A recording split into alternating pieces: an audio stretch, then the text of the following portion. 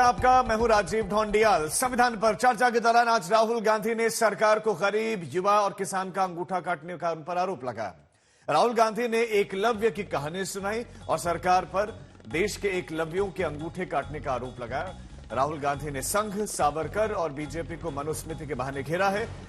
राहुल गांधी ने हाथरस का जिक्र किया, कहा कि यूपी में संविधान का कानून का मनुस्मृति का वहां कानून चलता है, संविधान का नहीं, पुलिस का नहीं, मनुस्मृति का।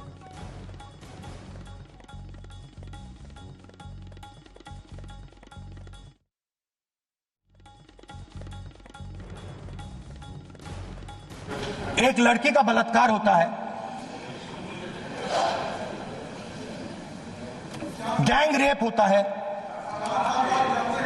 3-4 लोग गैंग रेप करते हैं। मैं 2-3 दिन पहले उस लड़की के परिवार के घर में गया।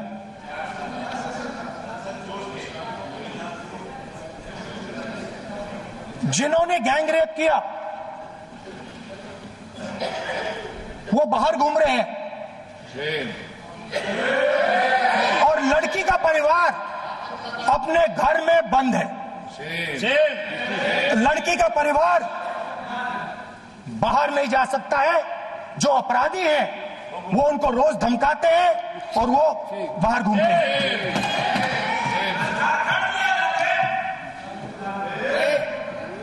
परिवार ने मुझे बताया कि बेटी का जो अंतिम संस्कार था वो भी नहीं करने दिया और चीफ मिनिस्टर ने इसके बारे में खुलकर मीडिया में झूठ बोला है। ये कॉन्स्टिट्यूशन में कहां लिखा है? ये कॉन्स्टिट्यूशन में कहां लिखा है कि जो बलात्कार करते हैं वो बाहर रहे और जिसका रेप हुआ है, जिसके परिवार, उस परिवार को बंद कर दिया जाए? कहां लिखा है कॉन्स्टिट्यूशन में? ये आपकी किताब में लिखा हुआ है, मनुस्मृति में लिखा है, मगर कॉन्स्टिट्यूशन में नहीं लिखा। ये बात सबके सामने है। पॉलिटिकल इक्वालिटी जो थी वो खत्म हो गई है। हिंदुस्तान के सारे इंस्टीट्यूशंस कैप्चर कर लिए गए हैं। सोशल इक्वालिटी नहीं रही, फाइनेंशियल इकोनॉमिक इक्वालिटी नहीं रही। इसीलिए हमारा अगला कदम जाति जनगणना होगा। हम देश को दिखाना चाहते हैं कि आपने किन लोगों का और कहां कहां अंगूठा काटा है। हम दलितों को, आदिवासियों को, पिछड़ों को, किसानों को, मजदूरों को दिखाना चाहते हैं कि आपने किस किस का अंगूठा काटा है। इसलिए जो मैंने वायदा किया था, इसी हाउस में यहां हम कास्ट सेंसस लागू करेंगे। भारत के संविधान के बारे में सबसे बुरी बात तो यह है कि इसमें कुछ भी भारतीय नहीं है। भारत के संविधान के बारे में सबसे बुरी बात तो यह है कि इसमें कुछ भी भारतीय नहीं है। यह आपके नेता ने कहा था, जिसकी आप पूजा करते हैं। बीजेपी के लोग कॉन्स्टिट्यूशन पर 24 घंटा आक्रमण करते रहते हैं।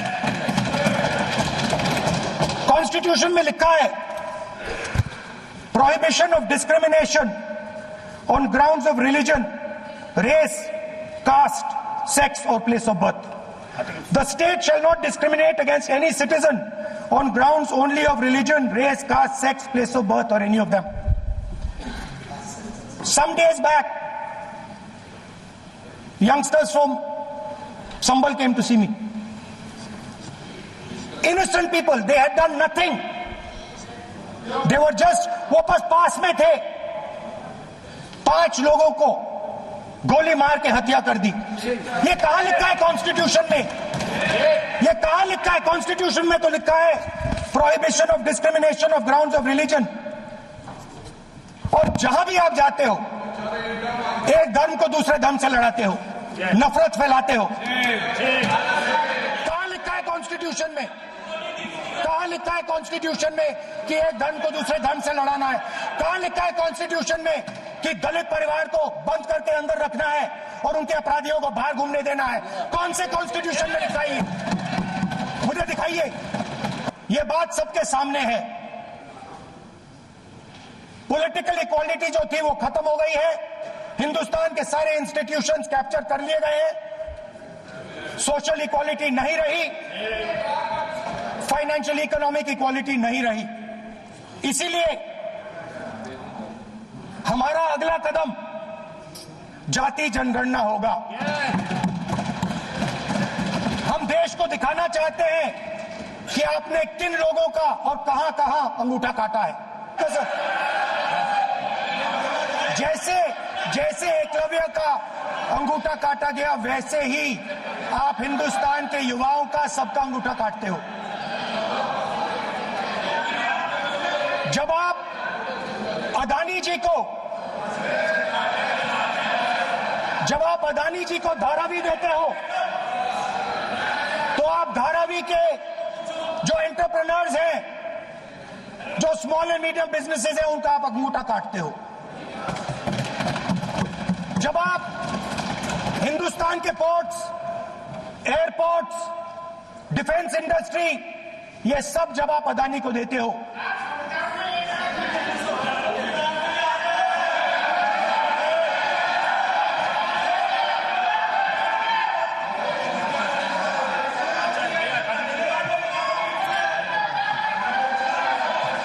हिंदुस्तान के सारे जो फेयर प्ले बिजनेसेस हैं, जो ईमानदारी से काम करते हैं, आप उन सब का अंगूठा काटते हो जब आप अदानी की मदद करते हो। कॉन्स्टिट्यूशन में लैटरल एंट्री कर आप हिंदुस्तान के युवाओं का, पिछड़ों का, गरीबों का अंगूठा काटते हो।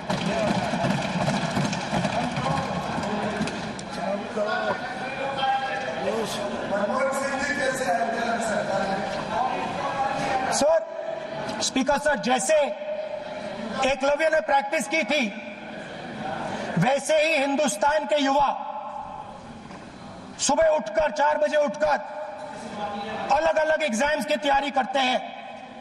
आपने देखा होगा,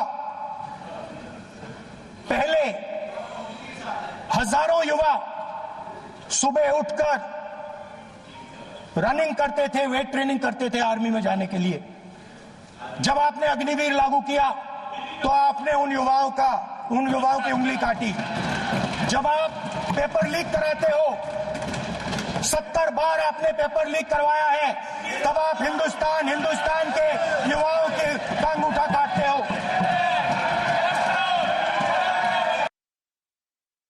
राहुल गांधी का संबोधन हुआ तो बीजेपी सांसद अनुराग ठाकुर ने राहुल गांधी की तरह हाथ में संविधान लिया और कांग्रेस को इमरजेंसी और सिख दंगों की याद दिलाई और घेरा। पिछली बार भी जब चर्चा हुई तब भी मैंने कहा था कि कुछ लोग संविधान तो हाथ में लेके घूमते हैं, लेकिन ये नहीं बता पाए कि उसके पन्ने तक कितने हैं, क्योंकि उन्होंने कभी खोला ही नहीं। आज मैं क्योंकि ये संविधान जो राहुल जी सब तरफ दिखाते हैं सर, शायद उन्होंने इसके 2 पन्ने भी खोलकर नहीं देखे। अगर आप इसका प्रीफेस देखेंगे, प्रीफेस किसने लिखा सर? सुप्रीम कोर्ट के वरिष्ठ अधिवक्ता गोपाल शंकर नारायण जी उन्होंने लिखते हैं, our constitution was crafted by the finest and most emancipated minds of the time and thankfully not directed by the confused Nehruvian social policy that guided success governments। वो इनकी नेहरू जी की विचारधारा पर सवाल खड़ा करते हैं। और उन्होंने लिखा कि giants like B.R. Ambedkar, B.N. Rao, Sardar Patel, K.M. Munshi Alladi debate provisions to protect the basic freedom. उन्होंने श्रेय दिया है तो अम्बेडकर जी को, सरदार पटेल और आगे। सर इसके अगले पन्ने पे क्या लिखते हैं गोपाल शंकर नारायण, और ये इन्हीं का ही है सर, मैं नहीं पढ़ रहा हूं, जो इन्होंने हाउस में दिखाया।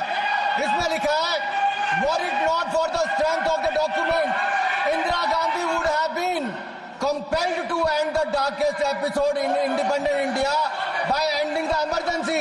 यानी कि संविधान की ताकत थी, जिन्होंने इंदिरा गांधी जी की इमरजेंसी को खत्म किया था, तो एक संविधान की ताकत थी। और ये आपके इसके अंदर लिखा है, राहुल जी जो आप लेकर घूमते हो, कभी खोल के पढ़ो तो सही, कभी पढ़ा भी नहीं आपने। और इसमें आगे लिखा है सर, आप चेयर को बोलो, अधिकार दिया है, चेयर को बोलो, धन्यवाद माननीय सदस्य चेयर को जी। नहीं डाल। अध्यक्ष जी, ये जो राहुल जी कॉपी लेकर घूमते, इसी पे लिखा है कि इंदिरा गांधी जी की यातनाएं और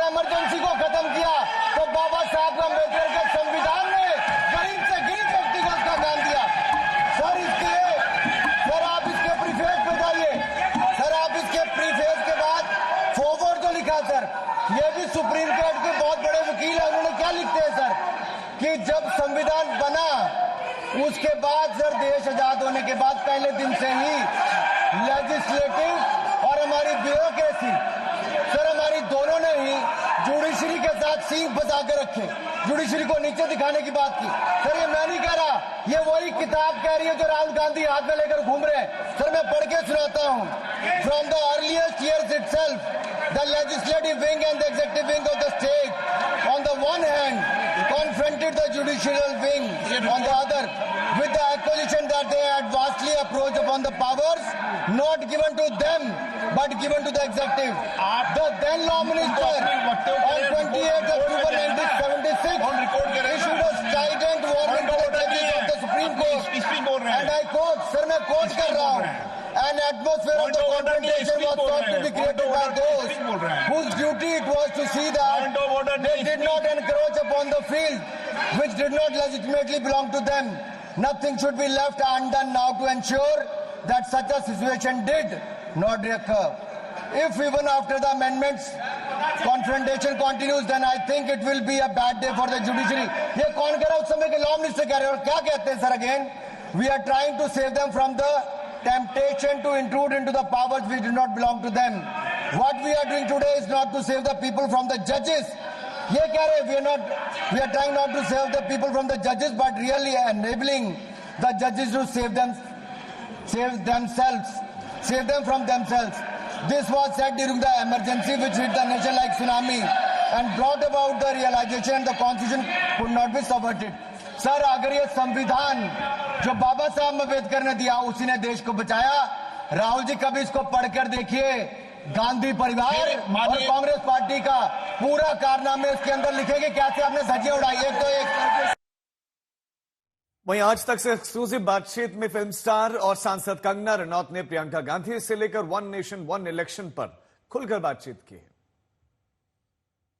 मेरा पहला प्रश्न यही होगा आपसे कि संविधान दिवस पर संसद में बहस हो रही है, उस बहस को लेकर राजनाथ सिंह जी ने इधर से कहा, उधर से प्रियंका वाड्रा गांधी ने हमला किया। क्या हमला किया उन्होंने? मतलब आपने भी सुना है क्या है वो हमला? एक तरह से उनके पास कोई हमला करने के लिए कुछ है ही नहीं। आप सुन सकते हैं, मुझे एक लड़का मिला, वो मेरे पास आया, उसने कहा मेरी माता मर रही थी, फिर मुझे एक और लड़की मिली, उसने कहा कि मैं पुलिस स्टेशन जाऊंगी। देखिए इस तरह से जो है आप लोगों को बेवकूफ नहीं बना सकते हैं। आप मुद्दों की बात करिए, व्यक्ति विशेष ठीक है, लोग दुनिया में हर एक को मैं कह रही हूँ कि अपनी किसी न किसी तरह की कठिनाइयां मुश्किलें होती हैं, लेकिन सरकार की सत्ता को आप कौन लोग आपको मिल रहे हैं आप कुछ एक देखिए ना, राजनाथ जी ने 1.5-2 घंटा अगर उनको आप और मौका देते तो वो सारा दिन बोल सकते थे। इतने जुल्म किए हैं कांग्रेस ने लोगों पे, इतने जुल्म किए हैं, इतने उनके जो सारे उन्होंने डेटा खोला है, कब सरकारें रद्द करी, कितने उन्होंने जो है वो चाहे इमरजेंसी लगाई है, प्रेसिडेंट रूल लगाया है, उन्होंने प्रॉपर डेटा दिया है। और आप क्या बातें कर रहे हैं?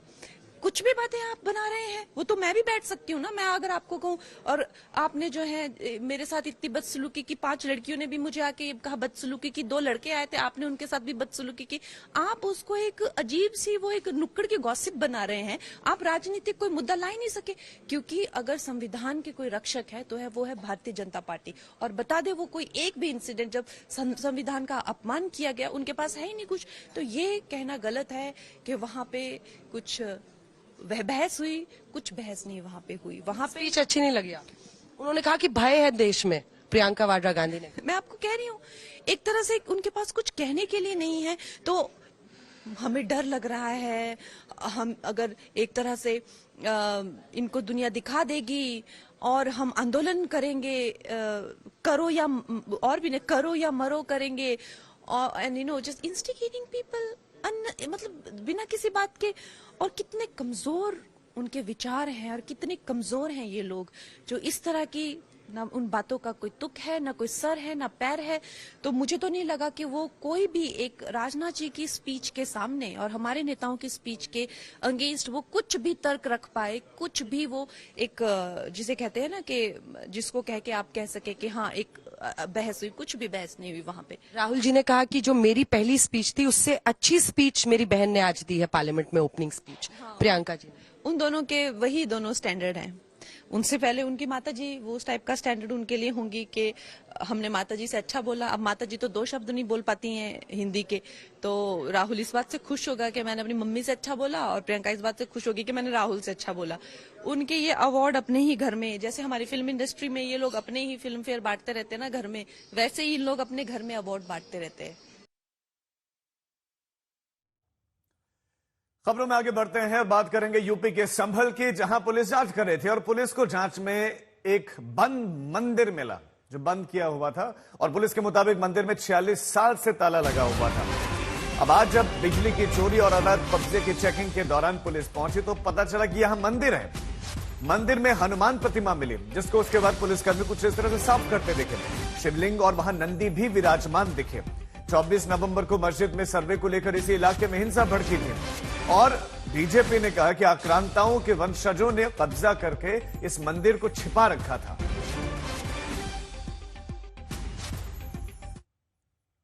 अब पुलिस बिजली चेकिंग करने के लिए पहुंची थी, लेकिन दरवाजा 46 साल बाद टूटा तो भीतर कुछ इस तरह से दिखाई दिया। यहां हनुमान की मूर्ति दिखाई दी, यहां पर दूसरे जो मूर्तियां हैं वो दिखाई दी, और ये सालों से बताया जा रहा है कि बंद था। ये दीपा सराय इलाके में मंदिर मिला है और इस मंदिर के मिलने के बाद से अब और ज्यादा चर्चाएं शुरू हो रही है। बताया जा रहा है साल 1976 से ये हनुमान मंदिर बंद पड़ा हुआ था, किसी ने इसको ढक दिया था।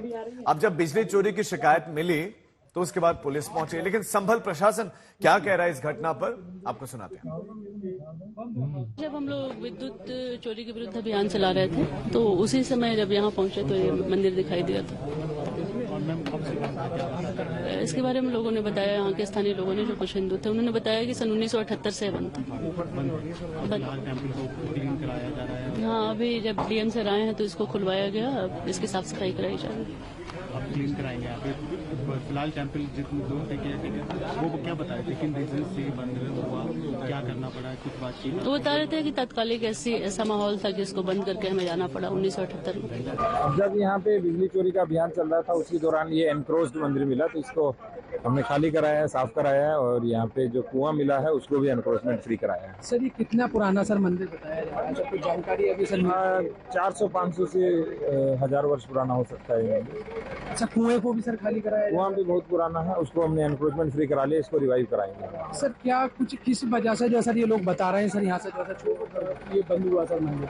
ये 40 वर्ष पहले बंद हुआ था। सर कुछ जांच कराएंगे सर आप इस मामले में? सर जांच तो डिटेल में चल ही रही है, तो इसलिए एक विशेष टीम भी बनाएंगे ताकि एक एक चीज का सर्वे कर ले पूरे जनपद में।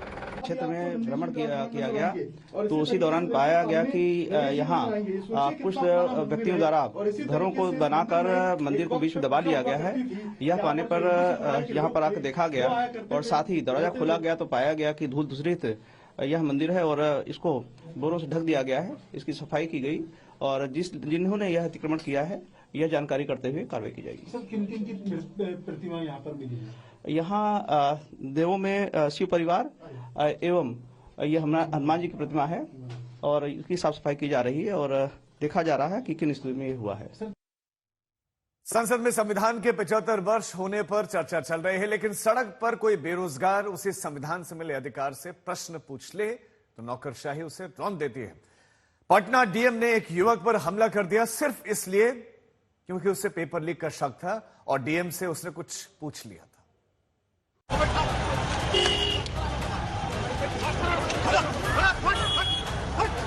संविधान की रक्षा की कस्में खाती देश की संसद से 1000 किलोमीटर दूर अपने बाएं हाथ से शख्स ने उन सारे दावों पर पानी फेर दिया। इस थप्पड़ की गूंज आज सबको सुननी चाहिए, क्योंकि ये थप्पड़ संविधान पर चर्चा करते देश में अहंकारी अधिकारी का प्रदर्शनकारी छात्र को ही सिर्फ नहीं, ये थप्पड़ संविधान से मिले अपनी बात रखने के अधिकार पर, ये थप्पड़ संविधान से मिले शोषण के विरुद्ध अधिकार को मारा गया है। ये थप्पड़ संविधान से मिले स्वतंत्रता के अधिकार को भी घसीट कर मारा गया है। ये एक थप्पड़ संविधान से ही मिले समता के अधिकार को भी मारा गया है। इन अधिकारी का परिचय जान लीजिए। इनका नाम है डॉक्टर चंद्रशेखर सिंह, IAS अधिकारी हैं, पटना के डीएम। लेकिन इनको पटना के बापू परीक्षा परिसर में शुक्रवार को होती बीपीएससी परीक्षा के दौरान धांधली का आरोप लगाकर प्रदर्शन करते बेरोजगार छात्रों पर हाथ छोड़ने का कोई भी अधिकार नहीं है। न ही इनकी आंख के सामने प्रदर्शन करते छात्रों को जानवरों की तरह हट हट कहकर हटाने की कोई छूट है। पटना के डीएम का थप्पड़ बताता है कि इनके जैसे अधिकारी कुर्सी की तपिश से इतना फूल जाते हैं कि इनके दिमाग में संविधान के बारे में पढ़ी गई समानता की बातें सिकुड़ जाती हैं। इसके बाद इन्हें यह बर्दाश्त नहीं होता कि हम भारत के लोग वाली संविधान की प्रस्तावना में डीएम चंद्रशेखर सिंह के साथ ही उन छात्रों की भी आवाज शामिल है। सवाल है कि आखिर पटना के डीएम खुद क्या संविधान भूल गए? ये थप्पड़ क्यों मारने लगे? दरअसल बिहार में शुक्रवार को बीपीएससी की परीक्षा होती है। बिहार के 36 जिलों में 900 से ज्यादा सेंटर पर 4 लाख से ज्यादा छात्र परीक्षा देने पहुंचते हैं।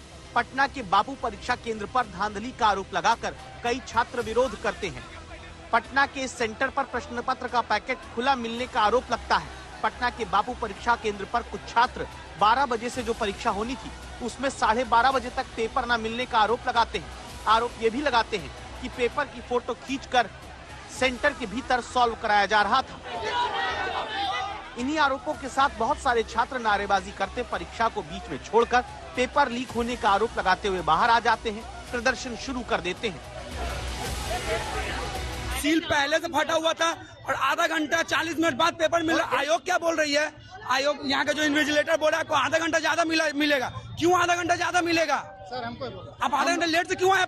पेपर का सील फटा हुआ क्यों था? मतलब साहब ये पेपर लीक हुआ है सर। पेपर का फोटो खींच कर दूसरे जगह फर्स्ट फ्लोर में पेपर सॉल्व हो रहा था। यहाँ पर 12 बजे से लेकर के 2 बजे तक बीपीएससी का एग्जाम होना था बापू परीक्षा सभागार में पटना में। और उसके बाद जो हम लोग को 12:30 हो गया है 4th फ्लोर पे। वहाँ 12:30 के बाद भी क्वेश्चन हम लोग को नहीं मिला। और जब हम लोग उसके बाद नीचे आए हैं तो उसके बाद देखिए क्वेश्चन बिखरा हुआ है। इस तरह से क्वेश्चन लीक कर दिया गया है सर। हम लोग को क्वेश्चन नहीं मिला। प्रशासन द्वारा हम लोग को धमकी दिया जा रहा है। मेरा नाम शहबाज आलम हुआ सर हम बेगूसराय से आए हैं। बहुत मुश्किल से यहाँ तक पहुँचे। मैं जिस रूम में थी उसमें तो ओमार सीट भी नहीं मिला था। ओमार बिना क्वेश्चन भी नहीं मिला। बैठे के बैठे रह गए। पता चल गया सबको कहीं से कि पेपर लीक है। और दूसरा कि आधा लड़का को टाइम पे पेपर मिला और आधा को नहीं मिला। बीपीएससी का कहना है कि कहीं कोई पेपर लीक नहीं हुआ। इसके बाद बीपीएससी के अध्यक्ष सीधे छात्रों को ही उपद्रवी और उद्दंड घोषित करने लगते हैं। आयोग के लिए छात्रों का हित सर्वोपरि है मान लीजिए, बट छात्र आयोग के लिए 4,73,000 है। आयोग के लिए 300-400 उपद्रवी छात्र नहीं है, वो उद्दंडी।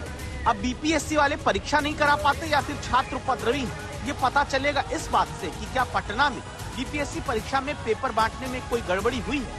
एक परीक्षा कक्ष में 273 बच्चों के सीटिंग प्लान था। उस हिसाब से एक परीक्षा कक्ष के लिए लगभग 288 का 12-12 के सेट में एनवेलप होता है, लिफाफा होता है। 288 प्रश्न पत्र आना चाहिए था एक बॉक्स में एक परीक्षा कक्ष के लिए। लेकिन जो परीक्षा प्रश्न पत्र आया बॉक्स में वो 192 था एक बॉक्स में, 192 एक बॉक्स में था।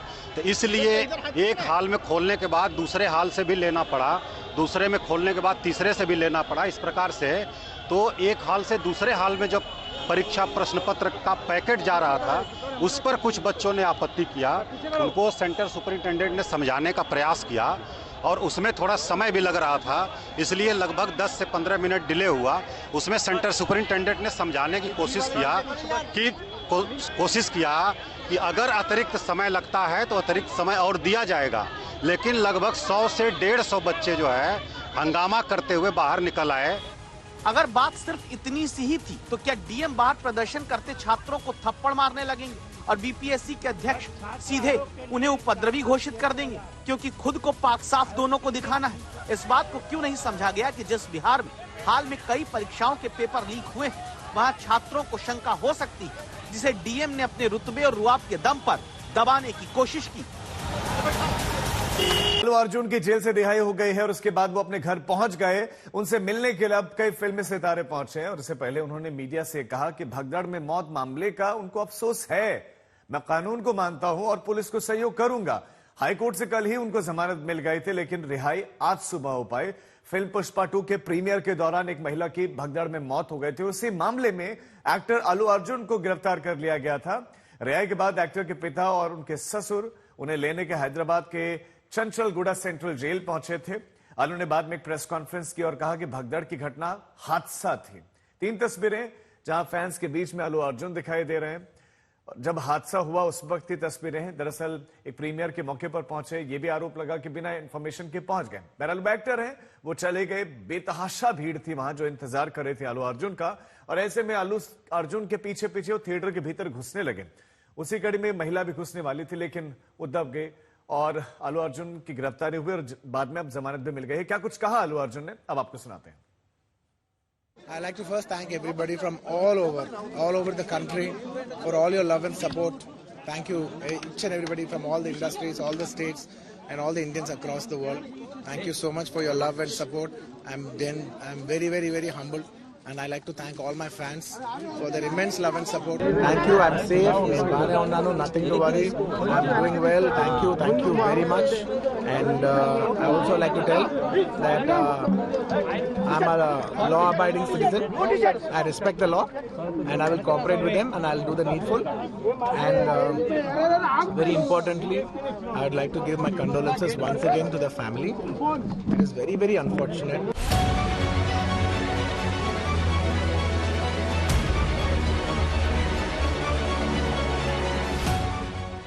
जब सितारे की रात जेल में गुजरी, जब सुपरस्टार बन गया कैदी, 18 घंटे अल्लू की वो जेल की कहानी।